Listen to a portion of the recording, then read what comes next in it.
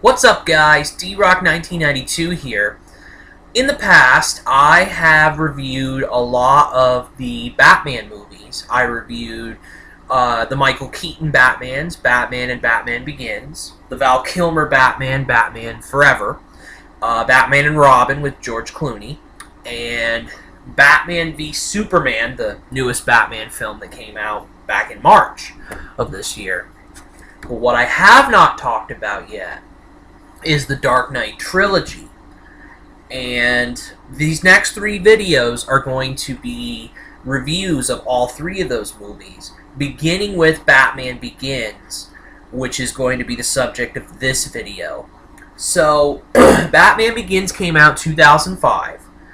So, it was a lengthy period of time between Batman Begins and Batman and Robin, for sure. Batman and Robin came out in 1997.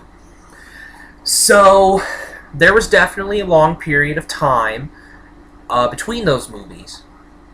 And you could kind of see why. I mean, Batman and Robin, the classic Batman and Robin, just was a big failure overall, and it really destroyed the Batman franchise for a while. After Batman and Robin, there was a sequel that was planned with Joel Schumacher, I think, returning, George Clooney also coming back, and this movie would include the Scarecrow, I think it was. And that movie wasn't realized at all because of the Batman and Robin failure. So the studios, obviously, they didn't want to test it out. I mean, they thought, we might have another failure on our hands after Batman and Robin. Me personally, as I said before, I think it's under the so bad it's good category, but a lot of people just think it's so bad, that it's so bad. It's bad, therefore it's so bad. So, yeah, like I said, a lot of time went in between Batman and Robin and Batman Begins, but finally, 2005, we get that new movie in the Dark Knight trilogy.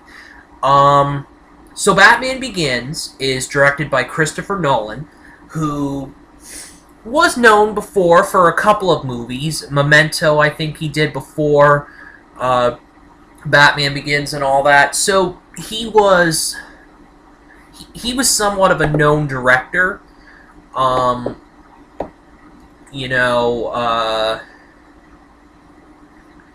I mean, he did that, he did Insomnia, he did more little films. More of the films maybe the general public, some of the general public may not have heard of before.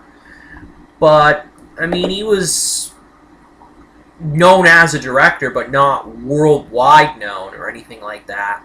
So, yeah, this movie's directed by Christopher Nolan, and it has a big cast. Our new Batman, we have a new Batman after the terrible performance of George Clooney. Christian Bale was the new Batman in this movie.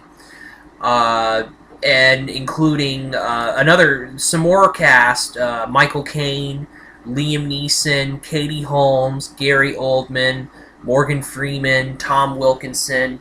It's an all-star cast for sure. A cast that is definitely very impressive. So, Batman Begins is about the origin story. This is another origin story of Batman, how he became to be, the events in his past that once again sort of that led him to become the crime fighter Batman, and it has a little bit of a new angle. There's a little bit of a new angle to the story and all that comes in this movie. So Batman returns to Gotham after a long exile, and he is bent on protecting Gotham from danger from an evil villain from his past named Ra's al Ghul. So he has to try to defeat him, and he has to try to also, he encounters the Scarecrow, which was realized in this film. Ra's al Ghul was played by Liam Neeson, and the Scarecrow by Cillian Murphy, if I'm pronouncing the name right. So yeah, as the evil Scarecrow, he also has to encounter a ferocious crime boss played by Tom Wilkinson.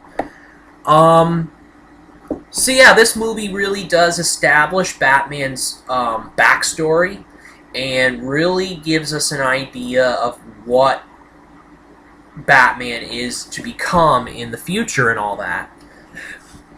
So that's essentially the plot of this film. So so first of all, let's get to the characterization. I mean, we got to get to Christian Bale as Batman for sure, and I think he's the best Batman portrayal we've had. You know, he does a very good job portraying Batman. You know, just getting everything down. He had to gain a lot of weight for this role because a year before he became Batman, he was in a movie called The Machinist, and he was only 63 pounds, I think. He was small. He lost a ton of weight for the Machinist. So he went to great lengths. Oh, he lost 63 pounds, I mean. So he lost 63 pounds off his body to play in the movie The Machinist.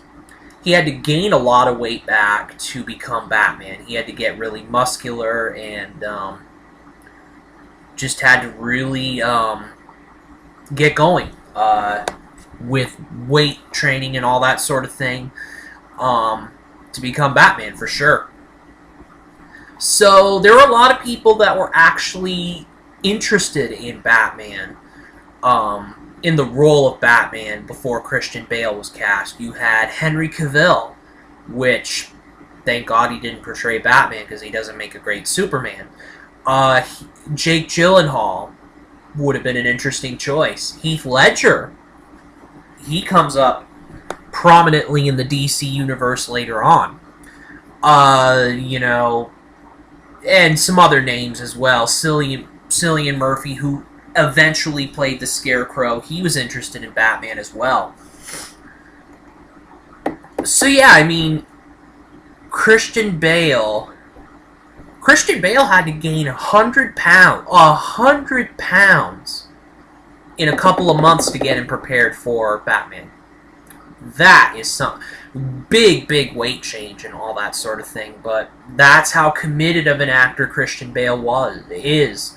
You know, he's one of those guys who's definitely known for being a method actor,